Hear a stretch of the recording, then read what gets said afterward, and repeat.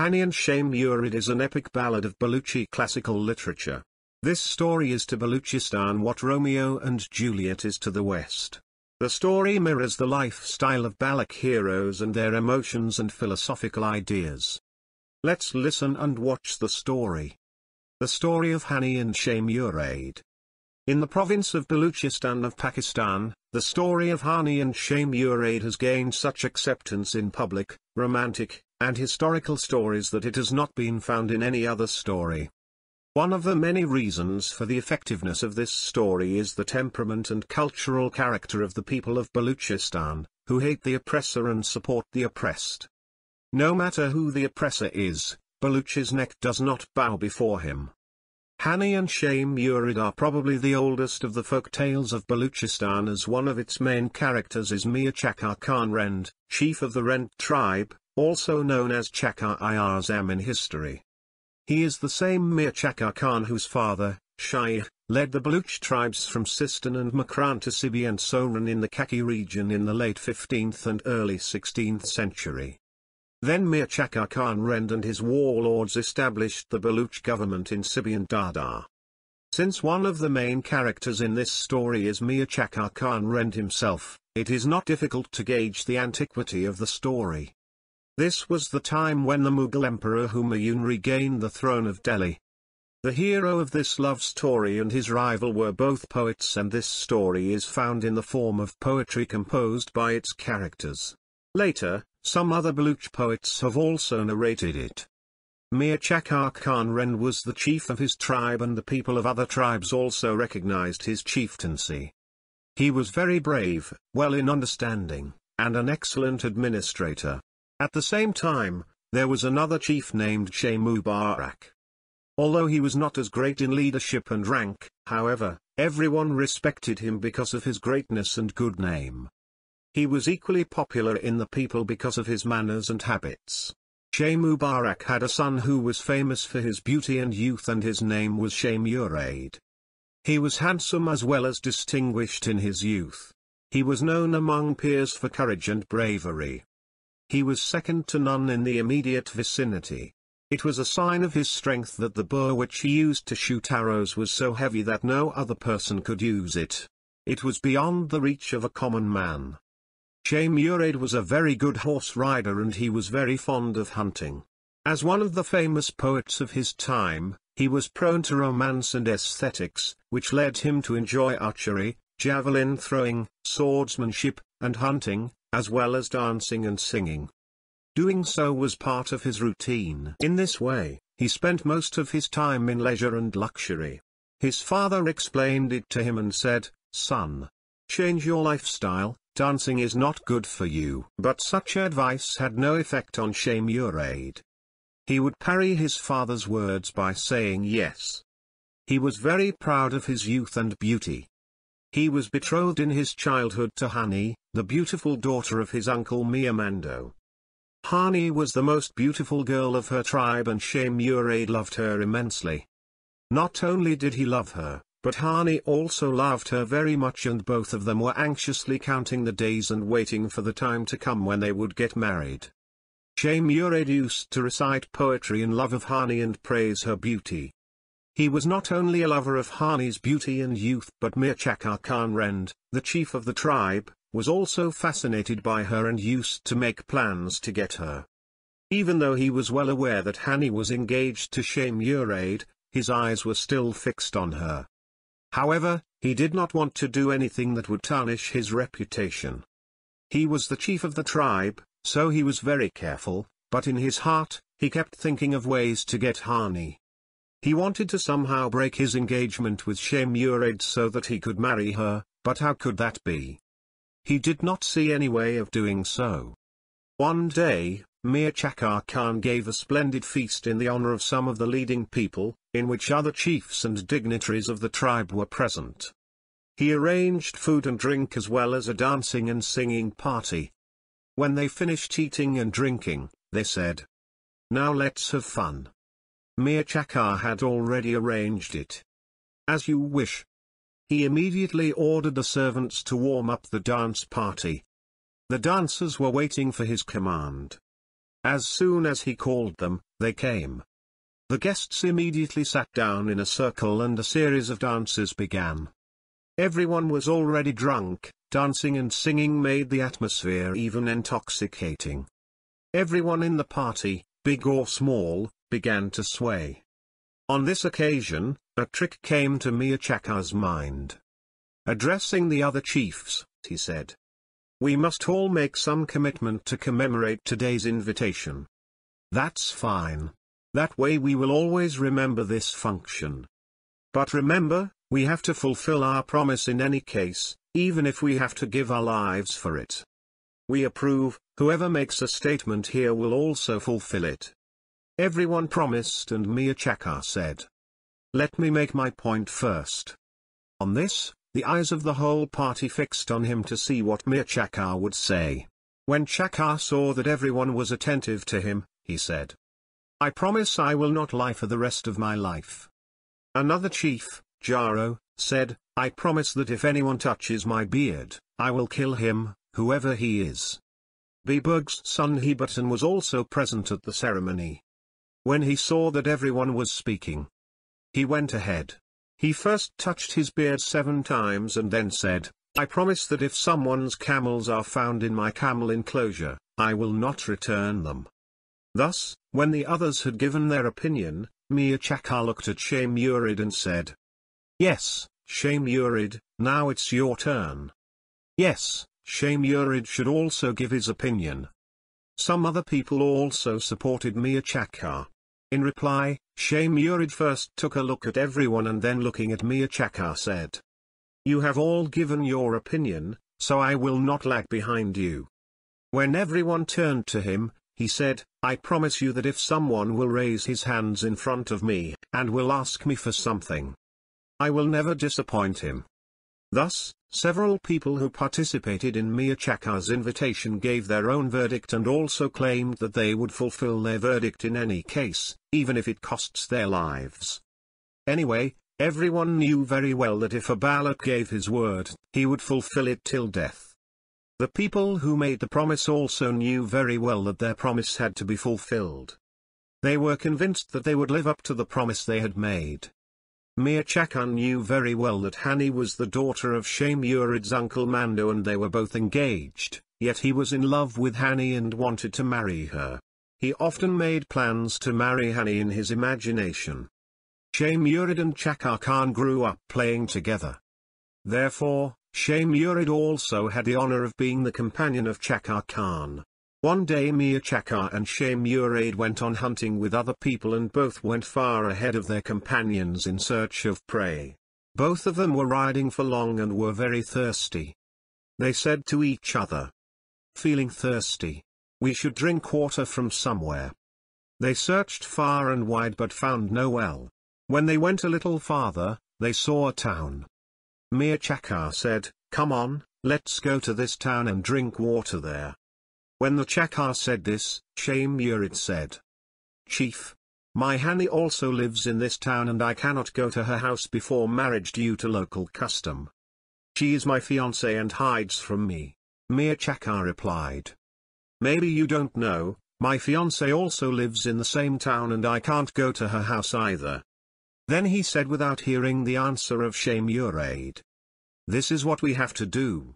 You go to my fiancé's house to drink water and I will go to your fiancé's house. In this way, both will quench our thirst." Sheh Murid liked the suggestion, although Mir Chakar's intention in implementing this suggestion was that he would take a closer look at Hani under this pretext. He told Sheh Murid the address of his fiancé's house and asked him about Hani's house. And then the two reached the village. When Mir Chakar Khan reached Hani's house, she treated him with great politeness and respect and asked, "Chief, what brought you here?" He replied, "I went hunting and became very thirsty. Give me some water." Hani immediately went inside the house and brought a clean bowl full of water, but she did so by putting some clean straw in the bowl full of water. "Take it, get some water." Mir Chakar took the bowl from her and when he started drinking water, he saw straws in it and stopped for a moment. The first thought was to ask Hani to bring another bowl, but he was very thirsty, so without saying anything he slowly started drinking small sips of water in such a way that the straws fell to the bottom of the bowl. He drank the whole water, but thought in his heart that Hani had given water very rudely. She did not even see that there were straws in it. Anyway, he thanked her and came back a little angry. As soon as he came back, he saw Sheh Murid lying on the ground, weeping. He was very surprised. It was fine some time before, but now what had happened to it? He asked. What happened to you? Why are you lying on the ground? In reply, Sheh Murid told him that he had gone to Mir Chakar's fiancée house and asked for water, and she brought him a bowl full of water. I was tired after the trip and thirsty, so I drank all the water without breathing. As a result, I started vomiting and my condition worsened. When Mir Chakar heard this, he understood why Hani had put the straws in the bowl. The purpose was to make me drink water slowly. He was already fascinated by her beauty, now he was convinced of her wisdom. He had become even crazier about Hani. He said to himself, in any case, I will get Hani. After seeing her so closely, talking to her, and evaluating her wisdom, his desire increased even more. Returning from the hunt, he began to think of a way to achieve his goal. While thinking, he remembered, Sheh Murid had given words in a function that when something will be demanded from him, he will not refuse to give it. As soon as he remembered this, he made a plan and waited for the opportunity and time for it. Coincidentally, one day Sheh Murid arranged a feast. The dance party had not even started yet. Mir Chakar Khan had already taught the singers and dancers by giving prizes that when the party is over, and Sheh Murid asks you for your wish, you should demand Hani from him and at the same time ask him to break the engagement. The dancers obeyed his orders. The concert was at its peak and Sheh Murid was having fun with the guests. He was overjoyed and drunk, because he was the one who had arranged the concert, and the dancers and singers also performed very well. Not only Sheh Murid but all the guests in the party were swaying happily. Then, when the concert was over, Sheh Murid praised the dancers and singers as well as gave them prizes and asked, "You guys made everyone happy today. Tell me, what do you want?" Singers and dancers had already decided what to do.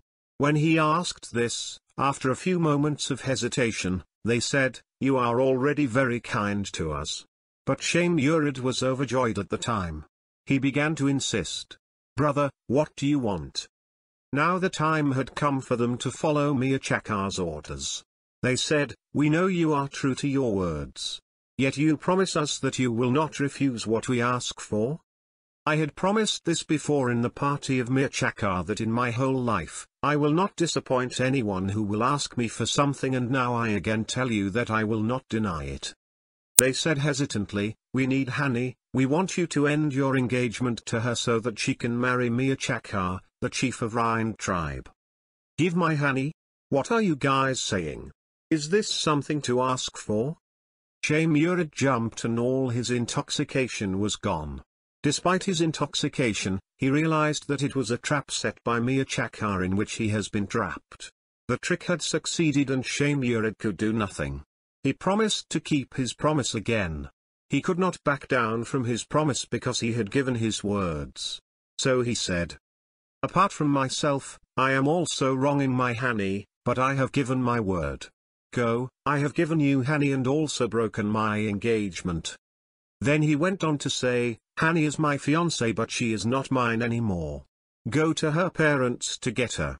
Upon hearing this, they ran to Mir Chakar and told him the good news that Sheh Murid had broken off his engagement to Hani. Mir Chakar was overjoyed to hear this. He rewarded the dancers and promised more. He was very happy with the success of the trick he had played. On the other hand, as soon as the news reached Hani, it was as if she was half dead. But at that time Mir Chakar did not care about anyone. He did not consider it necessary to delay the matter, and within a few days, he married Hani and brought her home. Although Hani had become his wife, he had only taken possession of her body. As far as the soul was concerned, she was still with Sheh Murid. Her heart was still beating for Sheh Murid. She sang tragic songs in his separation and was lost in his memory. He never thought that the palace of her sweet dreams would come down like that. He didn't know what to do or not to do and where to go. He became mad with grief of Hani's separation. He had no interest in hunting and was no longer seen at friends' parties. He was there all the time and remembered Hani. Day or night, Hani's face remained in front of his eyes and he kept shedding tears remembering her. His grief was even greater because he had made it all at his own. He had also thrown Hani in the furnace of sorrow with him. His poetry was immersed in Hani's love and affection.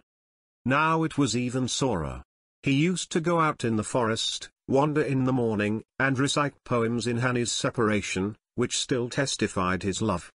Hani's condition was not much different, but she had become the wife of Mir Chakar and, so she was taking care of herself. It was difficult to meet because she was locked in the fort of Mir Chakar with high walls and tall minarets. It was not easy to enter the fort whose large strong gates were closed at night and there were many servants during the day. Despite this, Sheh Murid did not have patience. He used to wander around the fort at night to elude the eyes of the people so that Hani might be seen somewhere. But Hani was locked inside the thick walls of the fort which were constantly monitored, then how could she reach his eyes? It was difficult for Sheh Murid to understand that. He had already passed the stage of understanding. When the news of his insanity reached Hani, she sent him a message and said, Mir Chakar's bloodthirsty guards stand on the towers of the fort all the time. If one day they see you, they will hang your head on the wall of the fort. Take care of yourself. Sheh Murid answered this in verses which meant something like this. My brave mother has been breastfeeding me. As a child, my brave midwife used to sing me lullabies. My mother's milk and midwife's lullabies were not like that. Today I am afraid of the guards of a man like Mir Chakar. His madness grew day by day. When his father Mubarak saw his condition, he explained. Son, don't be mad. Under no circumstances can you compete with Mir Chakar. He is no ordinary person. Thousands of young people at one point. Riding on genuine horses armed. Ready to die. All the advice of the father was useless for the Sheh Murid. He had forgotten himself in the love of Hani. He was not conscious enough to think of his advantage or disadvantage. He saw nothing but Hani in everything. The poems he verses in response to his father were as follows. Hani is the queen of beautiful maidens. That shines like lightning in the night. It awakens dreamy hearts. That's why I'm crazy. When the father saw that his advice was not having any effect on Sheh Murid, he wanted to frighten him with the terror and arrogance of Mir Chakar, but his reply was as follows. Mir Chakar is a man like me. The only difference between him and me is that the Balochs have recognized him as their leader. But I am no less brave and courageous. People also remember me as a bloodthirsty Sheh Murid. Mountains and fortresses are in my way. Can't dare to be an obstacle. In this way, Sheh Murid remained steadfast and spent the nights around the fort of Mir Chakar. One night he passed outside the fort walls singing his poems 3 times, and each time Hani heard his voice and went to the tower of the fort to see him. She was bareheaded when she first went.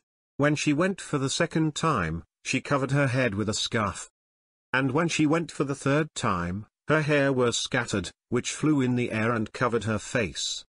At that time Mir Chakar was also awake and watching Hani coming and going. It is also narrated that Hani went to the stable where Sheh Murid was hiding. When she returned, Mir Chakar inquired the cause of horses' distress, and she said that the horses were disturbed by the thunder.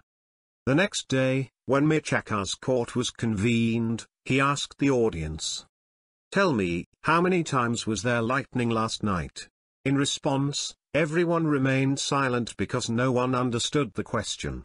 Finally, Arend said, "Chief, there were no clouds last night. Then how could lightning flash?" Sheh Murid and his father Sheh Mubarak were also called for in this court, so they were also present there. Addressing Mir Chakar, Sheh Murid said, "Shall I answer if you allow me and are not angry?" "I will not be angry at all." Upon receiving permission, Sheh Murid said, "Lightning flashed 3 times at night. The first time there was a bright light, the second time there was intermittent dim light, and the third time when the lightning flashed there were clouds." By saying so, neither the people of the court could understand anything nor Sheh Murid himself was satisfied. He thought that Mir Chakar had promised not to be angry, so he said clearly, "That high torch was Hani, Mir Chakar Ren's wife Hani." Sheh Murid had insulted the chief in full court. Had he promised not to be angry, Sheh Murid might have lost his life. In any case, he subdued his anger, but Mubarak, who was there, said to his son, "You should respect the chief and not say such a thing about his wife." The verses recited by Sheh Murid in response were as follows. "O father, Hani's beauty is like fire, and you have not yet burned in the fire of beauty. O father, Hani is the most beautiful woman in the world. If you fall in love with Hani, you will go crazy with joy, and you will start dancing madly." Hearing these improper verses of his son, Sheh Mubarak became furious, took off his shoe and hit him. Sheh Murid was insulted in such a crowded gathering, and this insult was made from his father's side, to whom he could not say anything. However, he decided that he would no longer stay at home and would leave forever.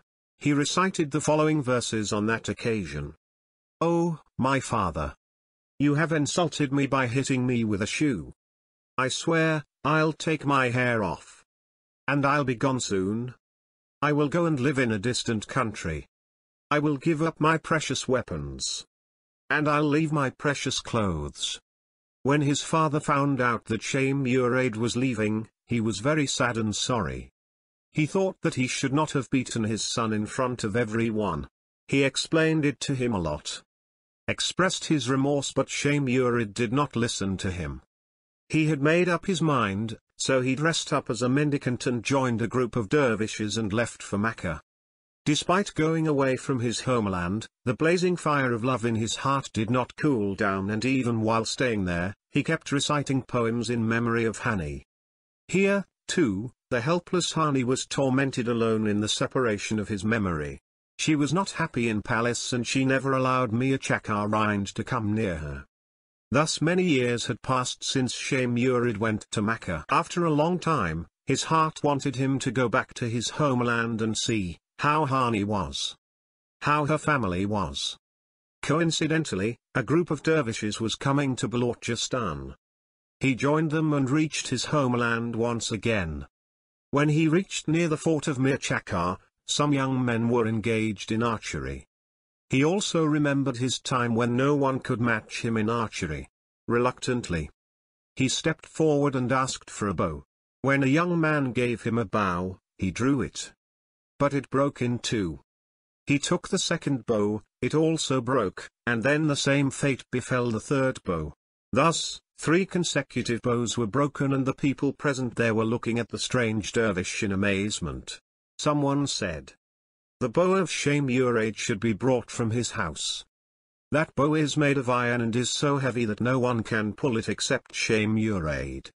At that moment, 2 or 3 young men ran to Sheh Murid's house and brought the bow. When Sheh Murid saw his bow, he was happy in his heart. No one could recognize him yet because he had grown a beard and was dressed as a dervish. He took the bow, kissed it, and drew. The first arrow hit the ball. He shot the second arrow, and it went and joined the first. Seeing this, someone from the crowd said aloud, "There can be no one but Sheh Murid who pulls this iron bow. Of course it is Sheh Murid." The news reached Hani, and as soon as she heard it, a wave of life ran through his feeble body. When the family of Sheh Murid heard this, they too came running, and in a short time, many people had gathered around Sheh Murid, including young and old. At the same time, some minor Baloch chiefs consulted with one another. Together they went to Mir Chakar and requested, "Chief, we request you to give the 2 lovers a chance to spend the last part of their lives together. Sheh Murid and Hani have suffered a lot. Mir Chakar also realized that he had not yet won Hani's heart despite making her his wife. So much time has passed, but the lamp of the love of Sheh Murid was still burning in her heart. He began to think in his heart, he should not oppress her anymore.